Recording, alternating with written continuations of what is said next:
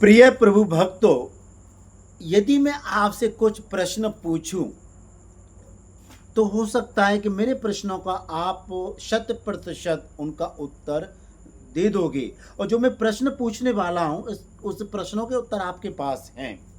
यदि मैं आपसे पूछूं कि हम जो अपने जीवन जीने के लिए जो हवा लेते हैं कितनी है, हम सबका जवाब होगा एक ही। हम मैं पूछूं कि सूरज कितने हैं, आपका जवाब होगा एक ही है। मैं पूछूं चंदा कितने हैं, मून कितने हैं, जवाब होगा एक ही है। मैं पूछूं ईश्वर कितने हैं, जवाब होगा एक ही है। मैं पूछूं संसार कितना है, एक ही है।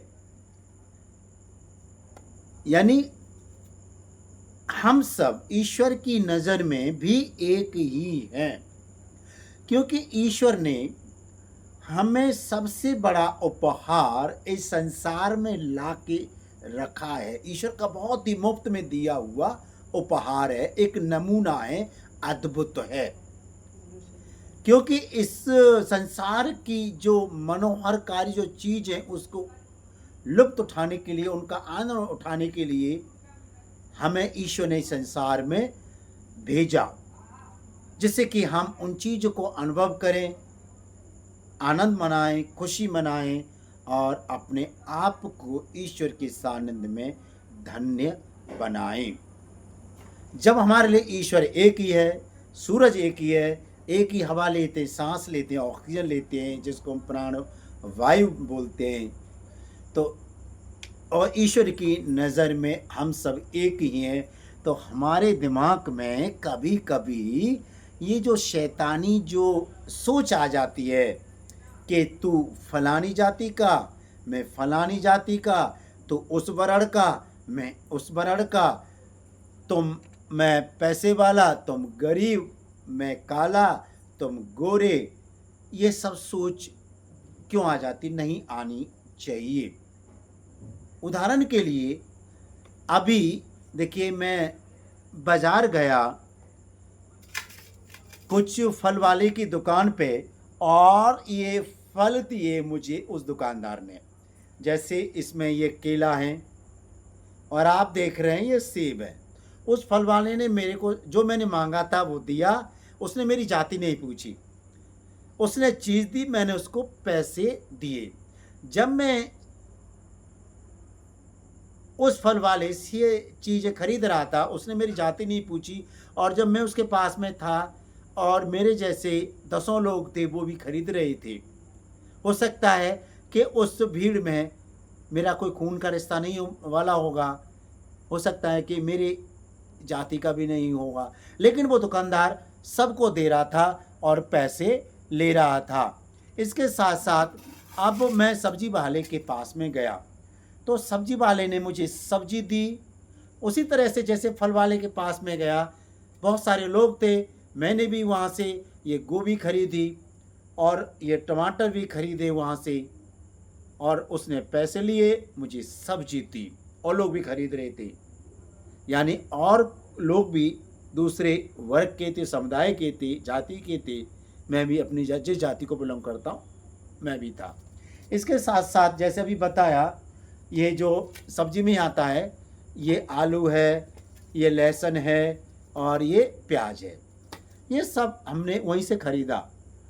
और मैं इस मॉल से आटा लेके आया। देखिए ये आटा है, बहुत सारे सैकड़ों लोग से मॉल में, मैं भी लाया आटा, और भी लोग ले रहे थे। यानी मैं भी उनसे वही खरीद रहा था जो और लोग खरीद रहे थे। वो पैसा लिया उन्होंने, मेरे को ये चीज़ें दिए। अब देखिए ये चावल है, चावल भी ये मैंने खरीदा, वो भी लोग वहीं से खरीद रहे थे। उसी जो मॉल में जो इनकी जो चीज़ें रखी रहती हैं वहीं से मैंने भी थैली में भरी, वो भी भर रहे थे। और इसके साथ साथ प्यारे दोस्तों, सबसे महत्वपूर्ण ये है, ये पानी।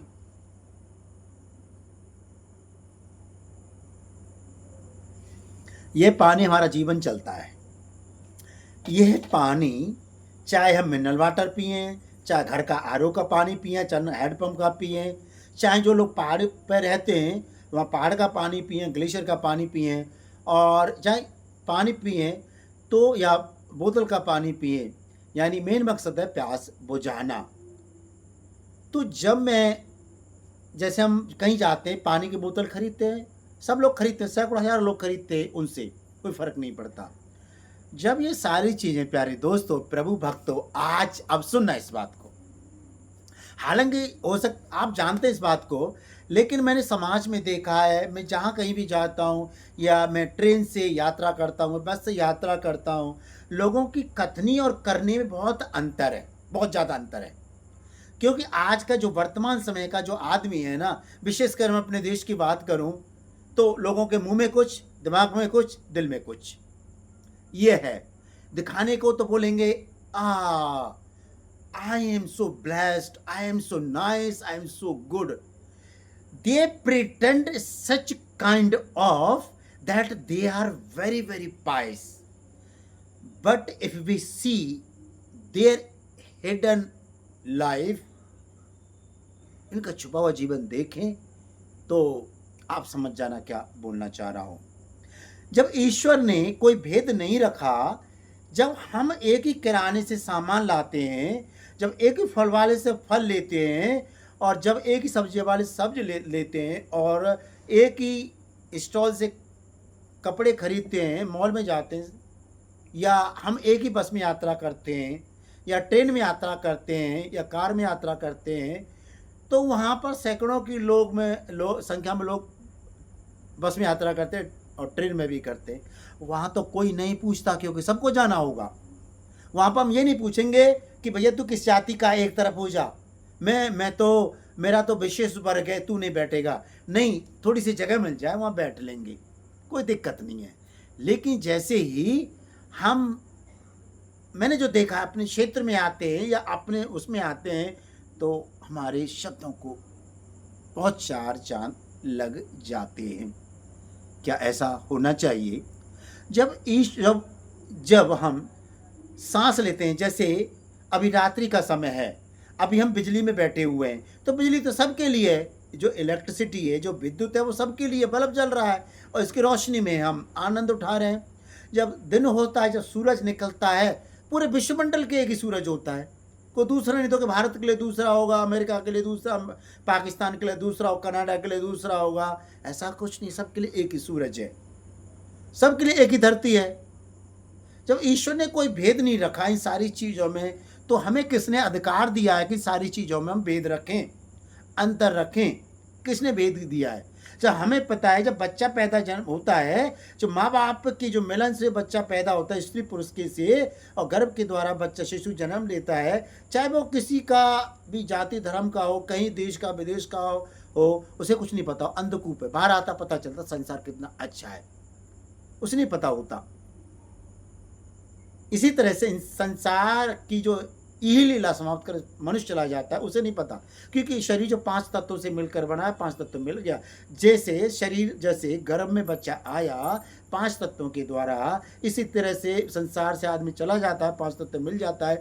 तो ईश्वर ने यहाँ कुछ भेद नहीं रखा, तो हमारे बात में, हमारे दिमाग में ये सारी भेद की बातें क्यों आती हैं? जब ईश्वर ने हमारे जीवन में हमारे लिए कोई भेद नहीं किया कि तू फलानी जाति का, तू फलाने धर्म का, फलाने समुदाय का, फलाने देश का, प्रदेश का, जब हमें ये ईश्वर ने भेद नहीं रखा, जबकि उसी के द्वारा हम संसार में आए, वही हमारा बाप है, वही हमारा पिता है, वही हमारा पिता परमेश्वर सृष्टि करता है, वो सबसे बड़ा है पूरे जो हम अपने पृथ्वी पर, जिनको हम अपना बाप बोलते हैं, माँ बोलते हैं, उनको भी ईश्वर ने ही बनाया है। तो उसने कोई भेद नहीं रखा, तो हमें भेद रखने का किसने अधिकार दिया है? देखिए प्रभु भक्तों, मेरे कहने का मतलब है, आप इस बात को सोच समझना। आज जिस तरह से कुआं होता है ना, कुआं हम जिस तरह से आवाज़ देंगे ना, वो वैसे ही लौट के आएगी। इस सामने, आप मेरे सामने हो, आप मैं गाली दूँ ना, गाली, तो आप भी वही गाली दोगे। मैं आपसे प्यार करूँ तो आप भी मुझे प्यार करोगे। यदि मैं आपसे कटुता की भावना रखूं, आप भी रखोगे। यदि मैं ईश्वर के प्रति नफरत की भावना पालूं, तो ईश्वर मुझे देख लेगा, समय से पहले मार देगा, कि कोई भी समस्या, कोई भी घटना क्रिएट करके मुझे मार देगा संसार से। कहने का मतलब ये है, हम ईश्वर जो हमारा एक है, वो हमें प्यार करता, सर्वशक्तिमान है, उसने कोई भेद नहीं रखा हमारे जीवन में हमारे लिए, तो हम कौन भेद होते हैं? यदि हम भेद की भावना रखते हैं, तो मैं नहीं समझता हूँ हम अपने लिए गड्ढा खोद रहे हैं। क्योंकि हम दिन प्रतिदिन हम पाप करते, बहुत सारे पाप कर रहे हैं, तब भी ईश्वर हमें प्यार कर रहा है। ऐसी बात नहीं कि मैंने व्यभिचार कर दी, ईश्वर ने मुझे मार दिया, हार्ट अटैक आ गया, मर गया, बीमारी आ गई, मर गया, ऐसा कुछ नहीं है। ईश्वर दिन प्रतिदिन, साल 2 साल 10 साल सब माफ करता है। जब ईश्वर जब हम इतने जघन्य अपराध करते हैं, पाप करते हैं, ईश्वर हमारे पापों को ढकता है, उजागर नहीं करता है, माफ करता है, सुधरो सुधरो सुधरो सुधरो, लेकिन हम तो सुधरते नहीं, हम भेद करते हैं। जब ईश्वर ने एक ही सूरज बनाया, एक ही लाइट बनाई, बिजली, एक ही चंदा, तारे मंडल बनाया, विश्वमंडल बनाया, गैलेक्सी बनाई, और हम कौन होते हैं जो भेद करने वाले? यदि हम भेद करते हैं तो हमारे अंदर ईश्वर का वास नहीं, शैतान का वास है। फैक्ट है ये। It is 100% true. You have to agree with me, you have to agree with my words, with my sentences. सोचना इस बात है। यदि हम खुश रहना चाहते हैं, खुश। और दूसरा उदाहरण के एक बात बताता हूं। आप हो सकता है मुझे जानते हो, आपको पता है मैं किस जाति को, कहां से हूं। यदि मैं अपने मोहल्ले से, अपने ज़िले से या कहीं दूसरे के निकल जाऊं तो कोई मुझे जान नहीं पाएगा। आप कहीं चले जा रहे हैं, आपके मोहल्ले में, पड़ोस में या कॉलोनी में या शहर में आप लोग को जानते हो, लेकिन आप दूसरे के चले जा, कोई नहीं जानता होगा आपको कि जाति किसी धर्म के हैं, नहीं जानता होगा। तो उसी तरह से हमारे अंदर जो मनगढ़ंत कहानियाँ जो अपने फ़ायदे के लिए हम मनुष्य ने बनाई है, हमको अब ईश्वर के रास्ते पे आने की ज़रूरत है, जिससे कि हम खुश रहें, हमारा परिवार खुश रहे, आबाद रहे, और हम हर प्रकार के झंझटों, मुसीबतों, परेशानी, दुखों, संकटों, बीमारियों, अनिष्टों, समस्याओं से बचते रहें। ईश्वर यही हमसे चाहते हैं। जब हमारा ईश्वर एक ही है, पृथ्वी एक ही है, सूरज एक ही है, चंदा एक ही है, असंख्य तारे मंडल है हमारे लिए, जब ईश्वर ने कोई भेद नहीं रखा, तो हम कौन होते अंतर करने वाले दूसरों में? आशा करता हूं प्रभु भक्तों, आज का ये वीडियो आपको ज़रूर पसंद आया होगा। और अंत में ये बोलना चाहते हूं, सच बोल रहा हूं, इस बात को आप ध्यान करना। हम जब बच्चा जन्म लेता है ना, उसे नहीं पता कहाँ जा रहा है, कौन सी माँ मिलेगी, कौन से बाप मिलेगा, किस जाति में जा रहा है, धर्म में जा, उसे नहीं पता। और जो इंसान जब मर जाता है उसे नहीं पता। जैसे मैंने एक पहले वीडियो में बताया था कि जब इंसान इस संसार से मर जाता है, चला जाता है, चाहे उसे पानी में बहा दो, चाहे 6 फुट गड्ढे में गाड़ दो, कब्र में गाड़ दो, दफना दो, चाहे जला दो, और किसी भी तरह से उसका शरीर का अंत कर दो, वो मिट्टी था मिट्टी में मिल जाता है। या उसे एक आदमी कहीं फेंक आओ, गाड़ दो, 10 आदमी या लाख चले जाओ, उसे कोई फर्क नहीं पड़ता, मिट्टी था मिट्टी में मिल जाता है। तो ईश्वर के द्वारा जो प्रदत्त जो वरदान है हमारे लिए, ईश्वर एक है, वही चाहता हम ईश्वर बने, इंसान में हम भेद न करें, जिससे कि हम और हमारा परिवार खुश रहे।